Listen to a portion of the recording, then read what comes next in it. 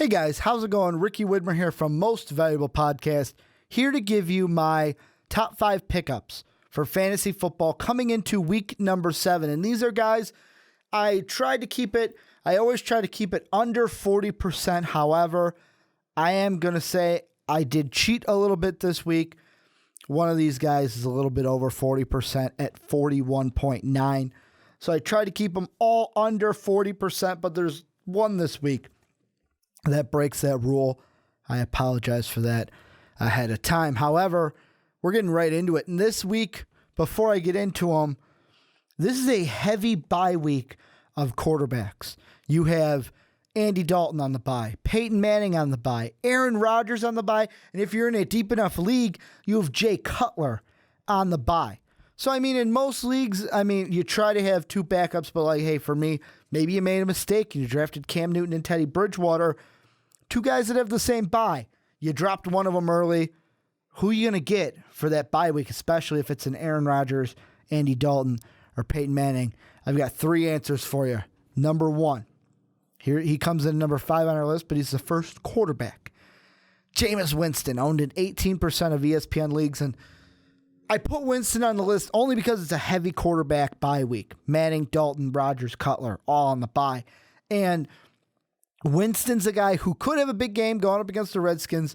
The only reason why I have him at 5 and not maybe 4 or 2 or 3 is because he throws interceptions and he makes mistakes and he's not a well-tooled fantasy quarterback. However, he could easily get double digits. So if you're happy with like a 14, 13-point game from your quarterback, go ahead, pick up Jameis Winston for your Andy Dalton, Aaron Rodgers, or Peyton Manning. And number 4, for those wide receivers, maybe you've got Randall Cobb, James Jones, you've got Thomas, Sanders. This is a big passing week. Maybe you got Alshon on the bye, AJ Green. Go ahead and get Michael Floyd. And I know what you're saying. Well, Ricky, in your sits video, you said, hey, don't buy in the hype on Matthew Stafford, but now you're telling us to buy the hype on Michael Floyd. Floyd going up against the Ravens this week. If he got targets last week, I feel like he'll get targets this week, especially with more and more teams blanketing Larry Fitzgerald as the season goes on. So, hey, Michael Floyd, if he's available in your league, he might be a good pickup. I'll be honest, I sat him in one of my leagues, and he scored 11 points in that league. So, it kind of bit me in the butt on that one. Luckily, hopefully, I'm recording this during the Monday night game. Hopefully, Ruben Randall has a good night tonight, so I win that league. But moving forward, I got another quarterback for you guys at number 3, Matt Castle. The rumor is that Matt Castle is going to start this week against the Cowboys. Now, obviously, things can change, and if it does, don't pick up Matt Castle. But right now, as of right now, this is going out on Tuesday, I kind of feel like if Matt Castle starts, go ahead and pick him up. And hey, guys, guess what? He's owned in only 1.4% of leagues on ESPN. So there's a chance you're going to get him. There's a huge chance you're going to get him.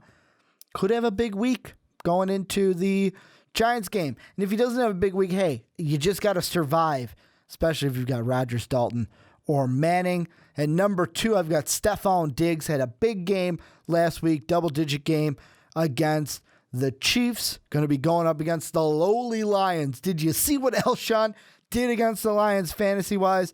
I feel like Diggs can produce that. He is becoming, to me, the number 1 fantasy wide receiver option out of Minnesota, only owned in 3% of fantasy leagues. And at number 1, my third quarterback to help you guys out, I hit the Dalton, Manning, Rodgers 3 for 3 with this video. Derek Carr going up against the Chargers. And I know you may be saying, but Ricky, that's not a favorable matchup. It's not a bad matchup, though. 27% Carr is owned in ESPN leagues. Like I said, you may just need to manage the bye week. Carr gives you a good option, especially when he's got a weapon like Amari Cooper out there catching passes. So if you need a quarterback, I got 3 here for you. Carr, Castle, and maybe, just maybe, famous Jameis. Well, that's going to do it for my top pickups here for fantasy football week number 7. Go ahead, tell me down below, who would you go ahead and pick up? Is there anyone I missed? Of course, in these videos, I can only get to 5 each and every week, so of course someone's got to be left out. Also, let me know, hey, Ricky, maybe one of these guys shouldn't be a pickup on this list? Let me know. If you've got a question about fantasy football, leave it in the comment section, or you can hit me up on Twitter at Ricky Widmer or at Most Valuable Pod. I love answering your fantasy questions. If you liked the video, go ahead, hit that like button. If you loved it, hit the sub button. Thank you, as always, for checking out these videos. Can't wait to see you guys next week as I give you my top pickups for week number 8. But until that time, as always, have a good day, everybody.